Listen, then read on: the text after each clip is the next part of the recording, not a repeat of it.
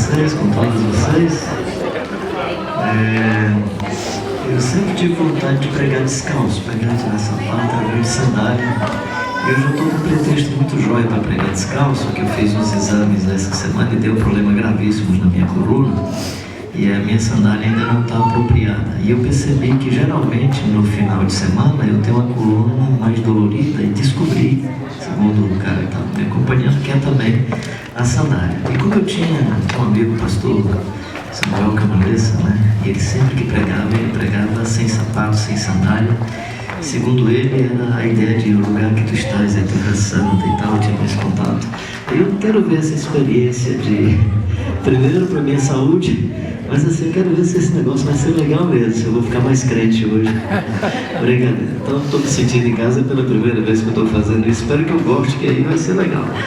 O problema do cara da minha altura é que qualquer 2 centímetros faz uma diferença tremenda, né? Então, você tira 2, 3 centímetros, cara, é chato demais. Aí o dia que chega perto de mim, eu vou ficar mais chato.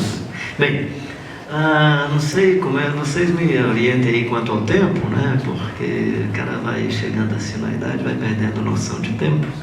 E eu, com essa história de ter vivido em Angola um bom tempo, geralmente o pessoal tinha só uma única refeição durante o dia. Aí os cultos da manhã começavam cerca de 8h30, 9 horas da manhã e até 3, 4 da tarde. Então eu venho dessa, vocês fiquem dessa escola, então estou com pena de vocês, brincadeira. Ok, vou conversar um pouco com vocês do Evangelho de João, mas aproveitando principalmente o capítulo 20 da ressurreição de Jesus e aquele momento que a Maria Madalena se aproxima dele lá no capítulo 20, o versículo 11.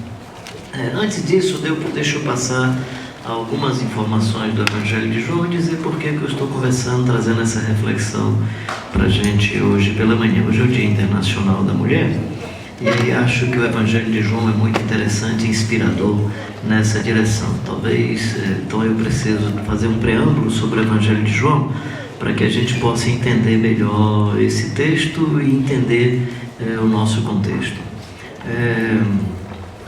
João viveu na ilha de Patmos, isso se sabe, a maior parte do seu ministério, em Éfeso. Depois ele foi preso na ilha de Patmos, mas ele viveu a sua vocação e o seu ministério pastoral em Éfeso. Outra informação que a gente pode dizer é que Éfeso era um tipo de sociedade onde o ser feminino, tudo indica, era mais respeitado do que em qualquer outro lugar, mesmo com a influência da cultura judaica e todo o Oriente, cultura grega, inclusive babilônica. Em Éfeso você tinha, por exemplo, divindades femininas. A grande divindade de Éfeso era Diana, Diana dos Efésios, né? Então você tem uma presença feminina muito forte. Essas duas informações são pacíficas. Uma informação que é hermenêutica, eu quero só colocá-la e não tenho nenhum problema que seja verdade, é que por conta desse contexto e desse cenário, o João escreve um livro onde o ser feminino tem uma presença muito significativa. Por exemplo, no capítulo 2, na transformação da água em vinho, a Maria não aparece assim como um personagem periférico. Ela até diz assim: façam tudo o que ele disser, e o pessoal procura Maria. Quando você chega no capítulo 3, tem uma conversa de Jesus com um sacerdote, um príncipe entre os sacerdotes, que era o Nicodemos, e o cara não entende nada. E logo no capítulo 4 tem a história da mulher samaritana, que entende tudo. Então a presença feminina no livro de João é muito interessante. Marta e Maria aparecem de maneira bem evidente no Evangelho de João. Uma senhora que foi apanhada em adultério e trouxeram-na para que ela fosse apedrejada, ela não é protagonista do cenário, porque o protagonista é o Jesus de Nazaré. Mas ela não é uma pessoa periférica na história, ela é alguém importante naquela história. E aqui termina o Evangelho com uma mulher vendo a ressurreição de Jesus, presenciando a ressurreição de Jesus. Se você é do mundo católico e fez alguma pesquisa sobre esse personagem, talvez você não vai entender o que eu vou dizer. A Madalena, ela é considerada como uma santa no mundo católico, a Santa Madalena, né? Talvez por conta disso e pela cultura católica não se admite que a Madalena, que eles vão chamar de Santa Madalena, mesmo que seja essa Madalena, não seja a mesma que teve 7 demônios e que era uma pessoa de vida muito complicada. E para mim não é problema que seja a mesma Madalena. Aliás, não é só que não é problema, é que eu creio que seja essa. Eu acho que a Madalena aqui que presencia a ressurreição de Jesus seja a Madalena, que Jesus expeliu dela 7 demônios. Se você lê nas literaturas católicas, eles vão colocar essa Madalena que está vendo a ressurreição de Jesus como um personagem interessante, uma pessoa muito pura, de vida muito bonita. E se for verdade, eu não vou estranhar que pessoas de vida santa e bonita vejam a ressurreição de Jesus, e não vou estranhar que uma pecadora de vida complexa e difícil tenha presenciado a mesma coisa, até porque no meio dos amigos de Jesus tinha o Pedro, o Tiago. E se eu e o Alessandro estivéssemos lá, íamos ser acolhidos do mesmo jeito como o Santo Dino e a Santa Melissa são acolhidos. Bem, então essa é só essa informação assim, mais imediata para você. O que é interessante no Evangelho de João, antes de entrar ali, deixa eu prolongar um pouco mais aqui essa parte introdutória, porque ela é muito importante para nós, para a gente entender o Evangelho. Se você entender o Evangelho de João, você vai entender que o Evangelho é um movimento. É um movimento de uma comunidade, é um movimento de homens e mulheres que estão marcados pela vida do Jesus de Nazaré. E como movimento, eles têm um poder de capilaridade, de infiltração em vários espaços sociais. Ontem eu estava com um grupo e as pessoas perguntando assim, a gente pensando na nossa igreja, como a de vocês aqui, né? Só que a nossa reúne à noite nesse lugar, uma pessoa, e claro, querendo nos despertar a gente para o Evangelho. Se a igreja, por exemplo, se a nossa igreja for arrebatada, qual o vizinho que vai sentir falta? Porque na cabeça da pessoa que estava fazendo a pergunta, quando ela pensou em igreja, ela pensou nesse evento, nessa reunião. Aí eu disse, bem, quando você fez essa pergunta, eu lembrei da Dinha, tinha a irmã do Dinha, pessoa que eu descobri assim, cara, quando eu vi aquela meninazinha, 13, 14, 15 anos, oh, Jesus, se for essa daí, tá boa demais, legal, lindona, né? E só que a Dinha é muito bondosa, só para você ter uma ideia, naqueles dias da confusão, nós temos um senhor que a gente conhece, né? Aí a Dinha me liga, eu estava no culto aqui, aí a Dinha liga, bem, aliás, aqui não, era lá no Parque Araxá, acho que sim, bem, onde é que eu estava, não sei. Bem, eu sei, me lembro bem que era o domingo. O Tota disse que mataram um amigo dele. E ele vai ser o próximo cara a ser morto. Ele quer saber se pode vir dormir aqui em casa. E eu, o que é que você disse? Eu disse que sim. Eu digo, tadinho, é assim. Né? Mas é que ele chegou agora aqui em casa, já está se tremendo todo, perguntou se a esposa dele poderia vir, só que ele está com coragem de ir buscar. Diga ele que eu vou buscá-la.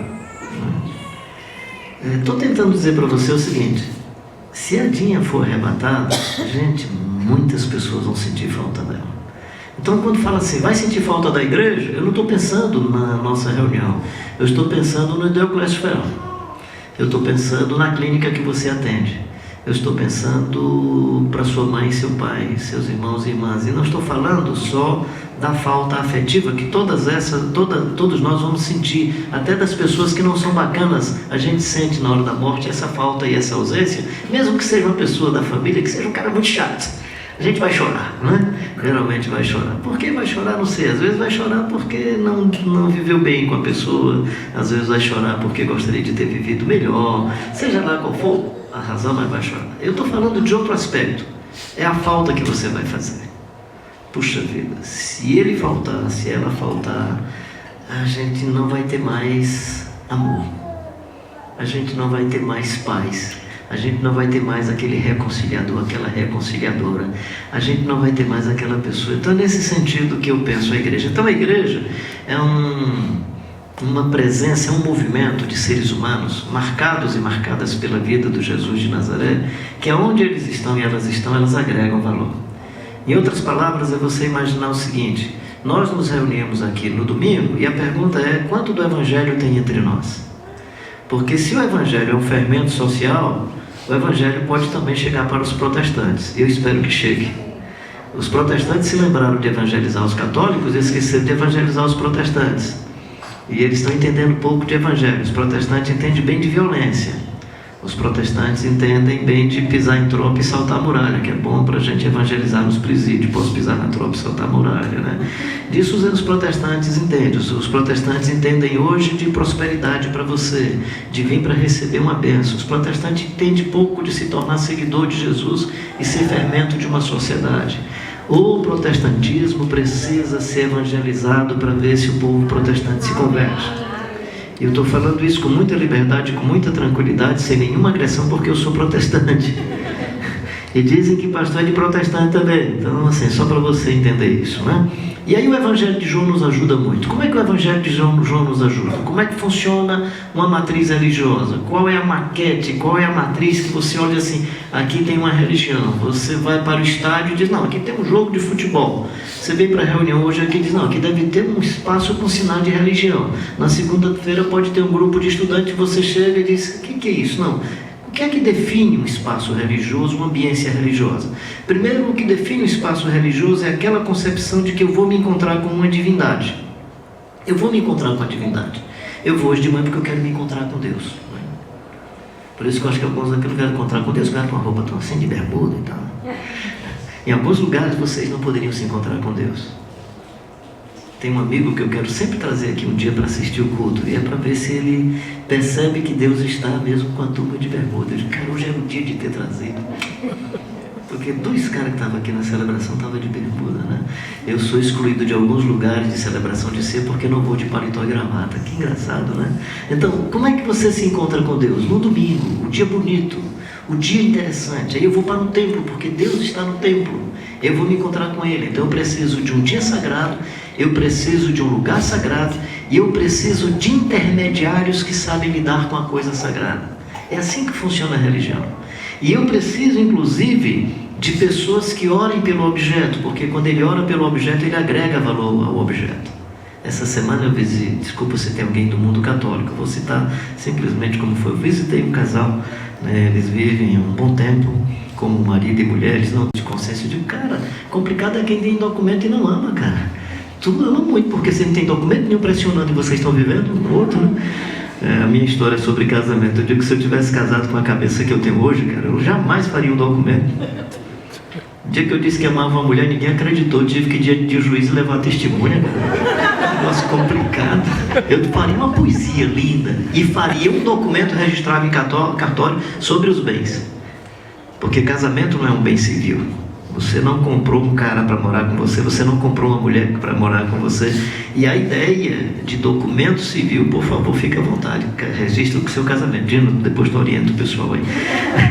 Mas assim, só para dizer para você que a religião é assim, a religião trabalha com essas categorias. Então tem que ter o sacerdote. Você nasce, se não for batizado, não nascer direito, é pagão. Você casa, se não tiver a bênção do sacerdote, não casou. Depois que casar, pode escrever no carro, feliz lua de mel, mas antes do cara dizer sim, não pode. Então, você casa, só casa se ele diz sim. E você morre, e só morre direito se ele encomendar o corpo. Ou seja, nascimento, casamento e morte, os 3 grandes momentos você entregou na mão do sacerdote. Eu nem estou falando sobre isso do ponto de vista litúrgico, eu estou falando do ponto de vista do empoderamento que se dá aos sacerdotes. Isso é muito sério. Então, a divindade, local onde eu vou me encontrar com a divindade, o dia que eu vou me encontrar com a divindade e o intermediário para me aproximar da divindade. Então, se outra pessoa chegar aqui e orar pelo pão, não, mas quem orou não foi o pastor, então isso não foi ceia não, gente, foi qualquer outra coisa, porque tem que ser o sacerdote. Depois, se vocês quiserem, na internet vocês colocam, talvez se colocar hóstia e casamento, acho que vocês vão encontrar alguns de vocês já devem ter visto. É um padre celebrando o matrimônio, possivelmente é um padre conservador, onde só ele pode pegar na hóstia e tem que entregar ao devoto a hóstia, a pessoa abrindo a boca, ele colocando a hóstia. Ele vai entregar a hóstia para a noiva, a hóstia cai da mão dele e cai entre os seios da noiva. E aí, o que é que você acha que o padre quis fazer? Pegar a hóstia, porque é sagrada. E o que é que você acha que a menina quis fazer? Tirar a mão dele, porque sagrado é o corpo. Mas o cara vem de uma cultura e de uma concepção tão pesada sobre ele, que ele entra num conflito e não consegue discernir o que é o sagrado e o que é o profano. Estou falando isso para que você consiga também discernir o que é o sagrado e o que é o profano. Para Jesus, o que é o sagrado? Ele diz, se você tem um entreveiro contra o irmão, ou o irmão tem contra você, antes de entregar a oferta no altar, vá se reconciliar, porque é mais importante a liturgia do amor e da reconciliação do que a liturgia do pão e do vinho, a liturgia da oferta. Ou seja, Jesus está dizendo que a vida é amor. E que a ceia não é o pão e o vinho, é o amor que você traz no coração e na vida. E que o momento que você pega o pão e o vinho pode ser a exposição de uma hipocrisia, ou pode ser a oportunidade de um arrependimento e confissão. Tem suas pedagogias boas e ruins. Não estou dizendo que o negócio também a gente vai pegar e jogar a bacia com água suja e a criança toda fora. Joga só o que não presta e fica com o que é bom. mas meu propósito é mais para, como ilustração, ver se a gente consegue discernir o que é a religião e o que é o Evangelho. E aí cuidado para você não ficar gastando tempo, energia, discussão, problemas familiares por causa de uma religião. Gente, protestantismo é a mesma desgraça ou a mesma situação de catolicismo, espiritismo, qualquer outra coisa. Por favor, religião é simplesmente uma experiência pedagógica para a vida. Do jeito que você é torcedor do Ceará, você pode ser torcedor do Fortaleza. Eu sei que o pessoal do Ceará não vai gostar de Fortaleza, mas pode ser de um do outro. Não é diferente. Da mesma forma como se você é de uma religião ou outra, você vai ter só caricatura diferente. Estou dizendo isso porque o Evangelho de João pode nos libertar disso. Então, na religião eu preciso da divindade, né? E preciso do humano que se encontra com a divindade. Como é que eu faço para me encontrar com a divindade? Eu construo um altar, eu construo um templo, eu arranjo um salão para eu me encontrar com a divindade. O Evangelho de João diz: no princípio era o Verbo estava com Deus e o Verbo era Deus. E o Verbo se fez carne e habitou entre nós, cheio de graça e de verdade, e vimos a sua glória, a glória como do unigênito do Pai. João está dizendo uma verdade extraordinária, que nenhuma matriz religiosa se informa sobre isso, nem no judaísmo, nem o cristianismo fala disso, nem o islamismo fala isso, o budismo não fala isso. Só quem fala sobre isso é o Evangelho. É uma contradição contra o cristianismo, até porque tem gente que pensa que ser cristão ou ser do cristianismo tem a ver com o Evangelho. Não tem, tem elementos do Evangelho, mas pensa no Evangelho como uma essência aquém e posterior ao cristianismo. Quando você fala assim: eu sou cristão, tá? Você é cristão católico, você é cristão ortodoxo, você é do grupo cristão que matou os nativos da América Latina, você é do grupo cristão que matou os africanos, os cristãos protestantes ingleses. Você é de que grupo cristão? Você é grupo cristão neopentecostal das empresas religiosas que fica vendendo amuleto para explorar financeiramente as pessoas? Você é do grupo cristão que faz em marcha para Jesus arminha sinal de arminha e sinal de violência para as pessoas? De que cristianismo você é? Você é de cristianismo. Você é do grupo cristão que tem uma tendência de esquerda que não respeita a dignidade humana? De que grupo cristão você é? Quando você diz: eu sou cristão, que cristianismo é esse? É um cristianismo batizado de uma ideologia, seja de extrema esquerda, seja de extrema direita? Que cristão é esse? E não tenho nenhuma novidade se cristão é assim. Porque o que vai fazer diferença não é a sua cristandade, é o Evangelho em você. No princípio era o Verbo estava com Deus e o Verbo se fez. Olha que informação extraordinária que religião nenhuma traz, cara. Enquanto na religião você, devoto, procura o templo, o Evangelho agora diz que você é templo de Deus e que Deus habita em você. E referindo-se ao Espírito Santo, Deus invisível, Jesus diz assim: Ele virá e habitará em vós. Então não tem mais separação entre o divino e o humano, dois em um, Deus e você. Então essa frase é muito contraditória para quem conhece o Evangelho. Irmão, nós estamos agora aqui porque nós adentramos na presença de Deus. Você vinha na presença de quem, cara, quando saiu de casa? Então a religião me propõe que quando eu chego aqui, eu entrei na presença de Deus e agora eu vou me encontrar com Deus. O Evangelho propõe outra coisa. O Evangelho diz que Deus já se encontrou com você, você já se encontrou com Deus na esquina, no quarto da sua casa, na cozinha da sua casa, enquanto você estava dirigindo o seu carro. E você veio com Jesus. E deixa eu dar uma informação que pode ser boa ou ruim, dependendo da comunidade para onde você vai. Você pode se aproximar de Deus ou pode se distanciar mais de Deus. Se a comunidade tiver sinais de controle, dominação, manipulação, informações que não dizem respeito ao Evangelho de Jesus, ela está ali distanciando de Jesus e você fica iludido. Você passa a ser um fanático religioso, iludido, achando que encontrou-se com Jesus de Nazaré, e você encontrou-se com um personagem que você pode até chamar de Jesus, mas não tem nada a ver com Jesus das Escrituras. Por isso que Jesus diz: quem crê em mim, como dizem as Escrituras, do seu interior fluirão rios de água viva. Rio de água viva.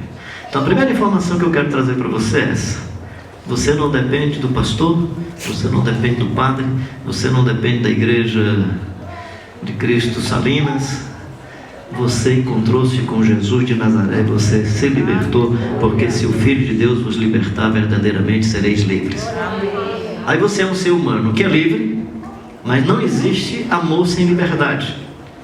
O amor não é o amor que oprime, o amor não é o amor que amarra, isso não é amor. Por isso que Deus nos ama. Deus nos ama tanto que nos deixa livres, até para aceitar Jesus, se alguém quiser. Eis que estou à porta e bato, se alguém abrir, porque só existe amor pleno quando Ele oferece a você a liberdade. E aí você é um ser humano livre, porque Jesus libertou, mas é um ser humano batizado de amor. Aí porque é batizado de amor, amor não se vive isoladamente, amor se vive socialmente. Aí é por isso que eu me encontro. Então não me encontro com os outros por causa da opressão, do medo ou da aspiração de receber alguma coisa de Deus. Eu me encontro com as pessoas porque eu amo. Aí eu venho para a comunidade porque eu quero expressar o meu amor e quero receber do amor. Antes de vir para cá, eu estava numa outra comunidade, né? E quem cantou, acho que eu já contei aqui a história do Zezinho. Gente, para minha surpresa, quem cantou foi o Zezinho, que era garotinho, portador da síndrome de Down, aprendeu a falar nesse exercício de querer cantar. E acho que a igreja lá, para me fazer uma surpresa, colocou o Zezinho para cantar. Só que o Zezinho já está com mais de 40 anos, está pesadão, que não tem aquele controle para alimentação que os outros seres humanos conseguem. Tem várias situações na vida dele que não permite isso, mas era o Zezinho que estava cantando. E o bacana é que o Zezinho não tem noção de tempo.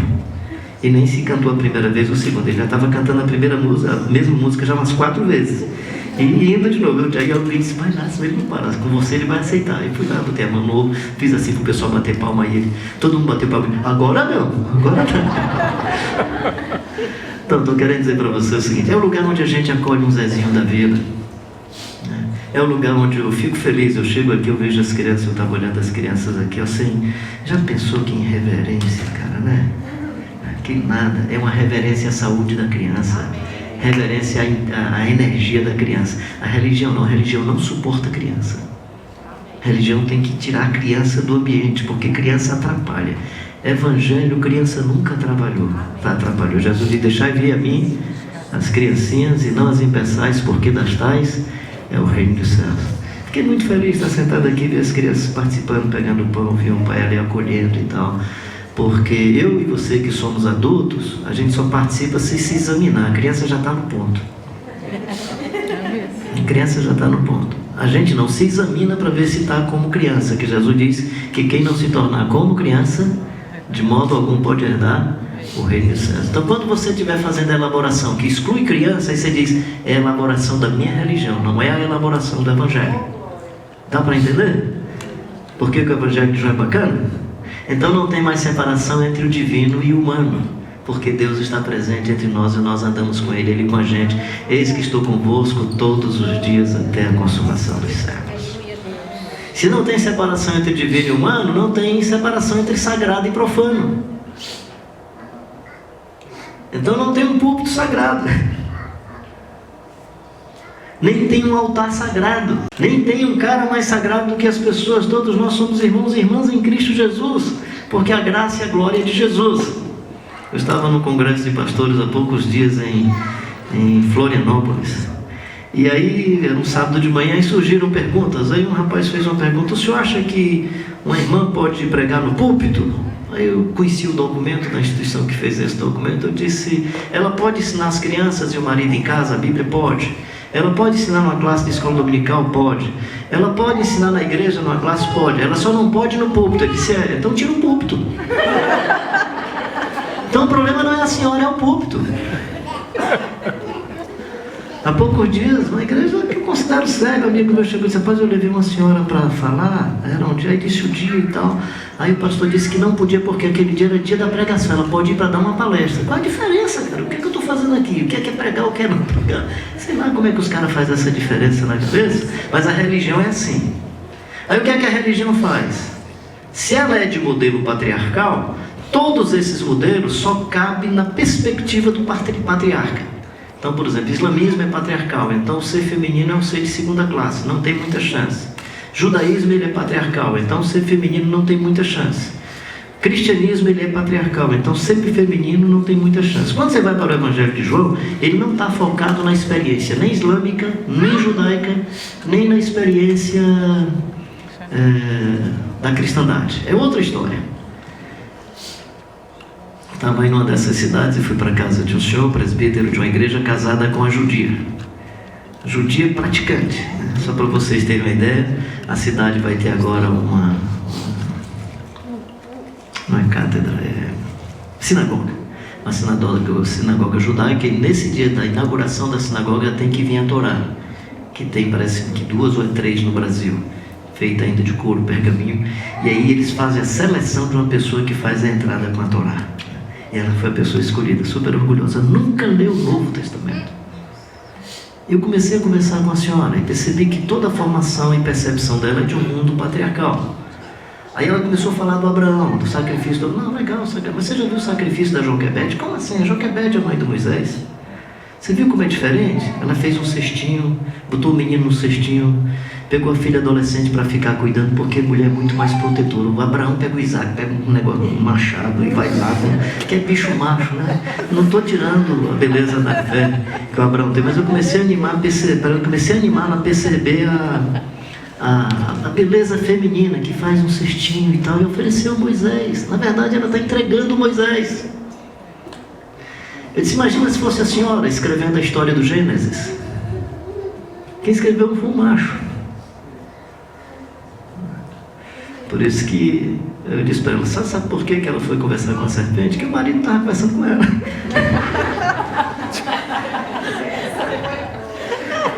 Desculpa as minhas heresias. Dino, tem que ajeitar a igreja amanhã. Mas essa não é a questão. Aí eu disse, você percebeu o que é que o cara faz quando percebeu toda a maldade? É um homem que está escrevendo o texto. Aí a serpente foi lá e fez os dois caírem. O que é que o homem faz? Pega o casal e bota para fora do jardim. Eu disse, o que é que a senhora faria? Ela disse, o senhor está me dando uma coisa muito... Eu teria pegado um cabo de vassoura, metido a pé nessa serpente e jogado para fora. Eu ficava em casa com meu marido. Não é verdade? Mulher jamais quer vender um apartamento, quer perder os bens. Ela tem essa ideia de ninho, de localidade. Estou falando isso para você entender que o Evangelho rompe com tudo isso. A pessoa diz que o movimento feminista influenciou a igreja. Não, vocês estão fora. Quem influenciou o movimento feminista foram as metodistas e as anglicanas.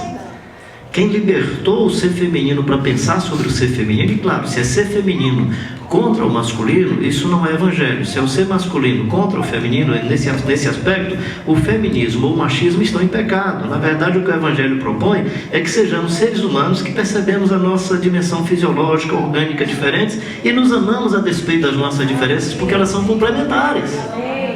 E aí vem o evangelho. E aí no caso do evangelho de João é interessantíssimo, porque é uma senhora que está falando, obedeça o menino, façam tudo quanto eles vos disser. Depois quem aparece é uma samaritana, né? Mulher de vida complexa, difícil, né? Possivelmente sofrida, possivelmente não sofrida. Eu imagino que a autoestima estava arrebentada daquela senhora.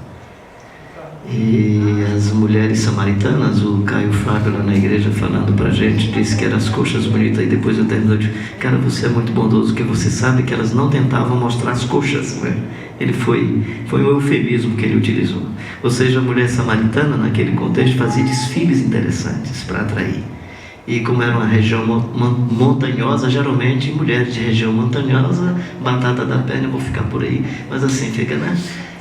O que é interessante desse texto é o Jesus de Nazaré. É porque por mais que ela tenha toda essa atração, e por mais que ela tenha se encontrado várias vezes com homens que jogavam frases insinuando para fazer dela objeto de cama e mesa, ele olha e diz assim, dá-me de beber.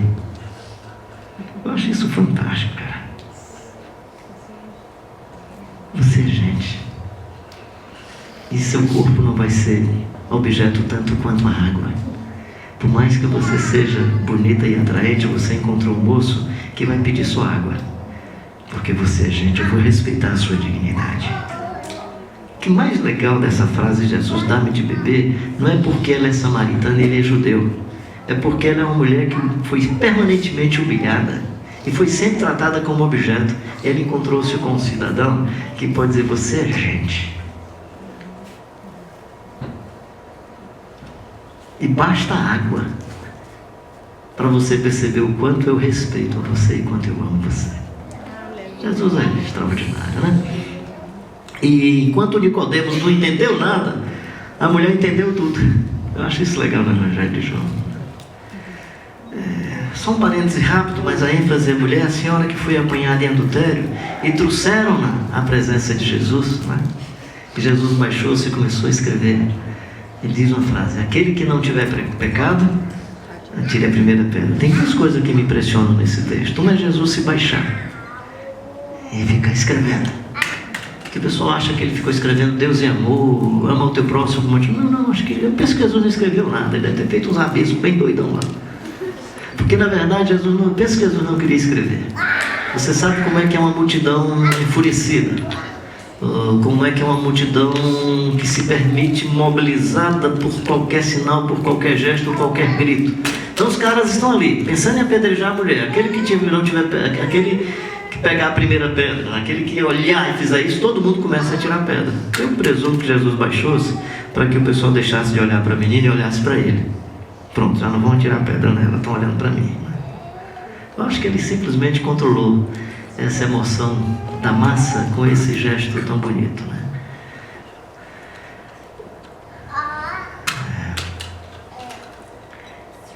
Aquele que não tiver pecado. Eu sempre li esse texto pensando nos caras que têm pecado. Que é o texto assim: e cada um, começando dos de barba branca, cada um, começando dos mais idosos, foram se retirando. Acho que esse texto está dizendo que quem tem mais idade tem mais pecado, né? Já acumulou mais sobre a vida. Aquele que não tiver pecado, atire a primeira pedra. O que eu acho bacana desse texto é: tinha um rapaz ali que não tinha pecado e que poderia ter atirado a primeira pedra. Então, se ele diz: aquele que não tiver pecado, atire a primeira pedra, ele está dizendo assim: menina, eu tenho o direito de jogar pedra em você. É exatamente por isso que eu percebo a frase seguinte: ninguém te condenou, mulher? Não, senhor, ninguém me condenou, todo mundo foi embora. Ele diz: eu também. Por que eu também? Porque eu, que poderia atirar pedra, não atirei pedra em você. Vai em paz. Shalom. Shalom, que Jesus diz para ela, é saúde plena. Shalom é libertação plena. Shalom é vida plena. Shalom é estar conectado plenamente com todo o meio ambiente, com todo o seu espaço ecológico. Shalom é estar em comunhão com Deus, é estar em comunhão com a sua interioridade, é estar pleno e completo nas suas relações com os seres humanos, e é um ser humano que ama a beleza da vida, a beleza de toda a natureza, de todo o espaço da sua coexistência. Shalom. Shalom. E vem outras mulheres. Eu não vou falar mais das outras não, já chega. Se eu começar meu sermão, então.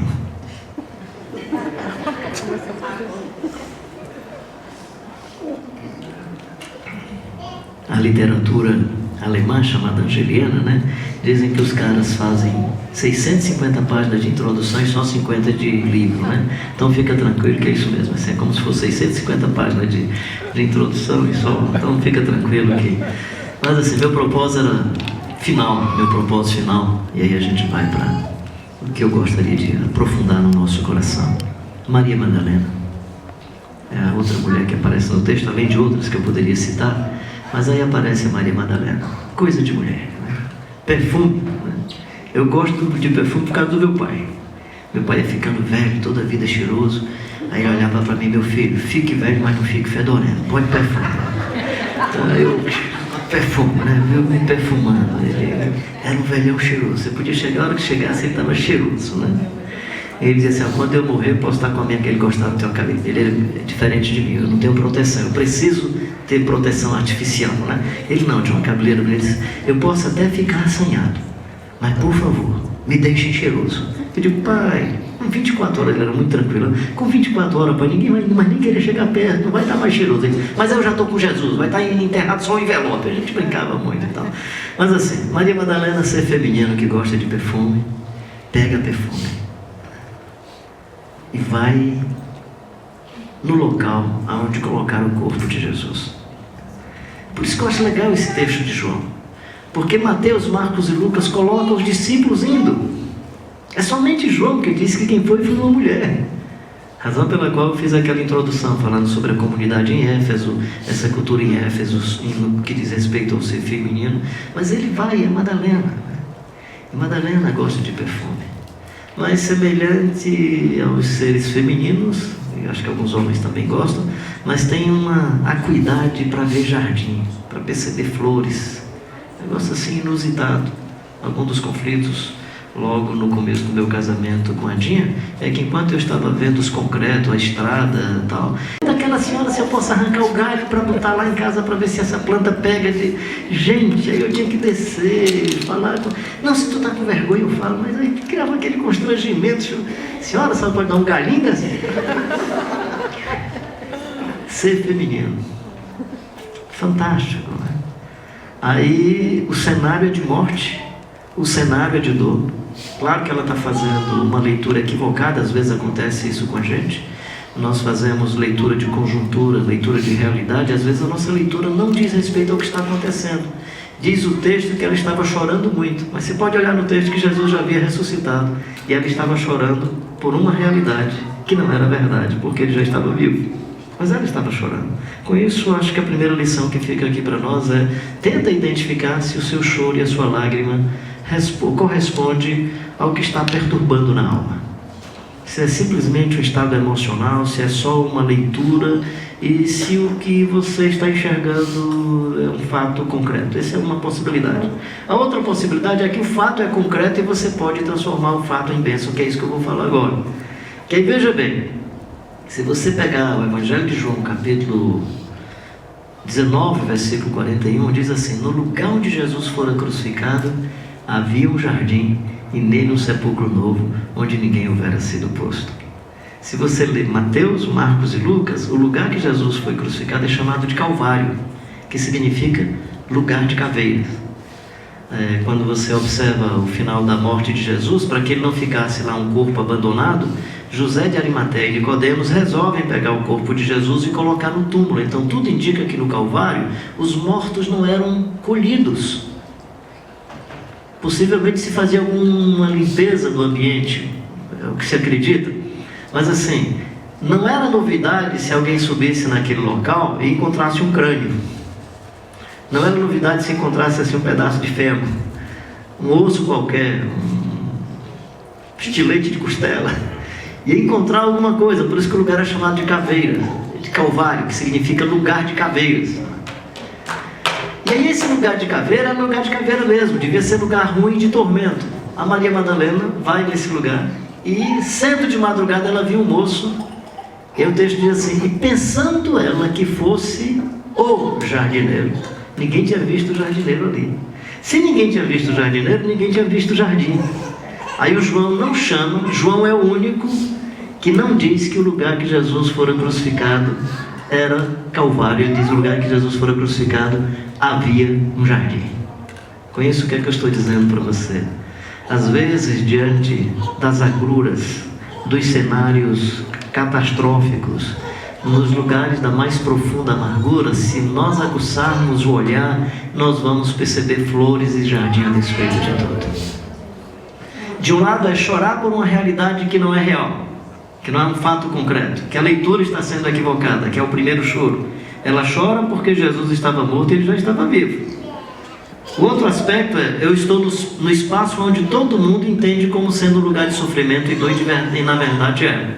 Mas agora eu posso transformar esse novo momento num jardim da vida. Meu querido e minha querida, tenha essa habilidade. Peça a Deus a graça para transformar os momentos duros e difíceis da sua história no novo momento. Reconta a história, reelabora a sua percepção, e tenho certeza que Deus vai continuar lhe abençoando e vai lhe dar muita graça e muita sabedoria. Às vezes a nossa reação ao problema, esse é o Stephen Covey que diz isso no livro dele, Os 7 Hábitos das Pessoas Altamente Eficazes, que a nossa reação ao problema às vezes é pior do que o problema. Às vezes não, o problema é concreto, é real, né? Mas eu posso transformar Calvário em jardim, tirar leite de pedra, transformar os momentos obscuros, como diz o texto aqui, era madrugada, e agora ela enxerga melhor, e o dia está amanhecendo, e ela pode anunciar aos discípulos: ele ressuscitou, ele ressuscitou. Quando Paulo argumenta sobre apóstolo, ele diz que apóstolo é aquele que viu a ressurreição de Jesus E apóstolo é aquele que saiu para anunciar quem é Jesus e anunciar que Jesus ressuscitou. Paulo diz que o grande argumento, o grande fundamento para alguém se confessar apóstolo é ter presenciado a ressurreição de Jesus e ter saído para anunciar a ressurreição de Jesus. Para ele justificar que ele é apóstolo, ele diz assim: eu vi tudo isso como que no aborto. Ele diz: eu não sou a regra, eu sou uma exceção, mas a Madalena é regra. E aí com isso a gente tira uma outra lição que eu queria animar essa igreja a continuar pensando assim. Na religião só é padre quem é masculino. E aí a freira, mesmo que tenha ministérios, ela não pode exercer as tarefas que é peculiar ao sacerdote masculino. E na igreja protestante isso é mais sério. E aí a Melissa é pastora, não é porque é esposa de pastor, é porque é pastora. E aí se nós tivermos pastoras, que sejam pastoras. E aí a Madalena é uma mulher que tem o mesmo direito que os apóstolos têm, porque ela é que vai dizer aos discípulos que o Jesus de Nazaré ressuscitou. Dia Internacional da Mulher começou faz tempo. Só que para Jesus não era o dia, para Jesus era a vida. E eu só aceito o Dia Internacional da Mulher pelo fato de que essas conquistas ainda não se complementaram. E não foram. Eu espero que um dia a gente não precise mais ter um Dia Internacional da Mulher. Porque não teremos mais esse dia quando nós percebemos que elas são tratadas com a mesma dignidade, com o mesmo respeito e com os mesmos direitos que todos os homens. E aí fica a minha palavra final. É uma opção minha, você fica à vontade. Não vou sorrir com piadas com sogra. E você não vai me ouvir contando piada com sogra. Por quê? Porque não tem piada com sogro. Então se tem piada com sogra e não tem com sogro, e eu gosto de piada, viu gente? Fica tranquilo que eu sou um cara assim que gosta de piada. Se for inteligente, se for interessante.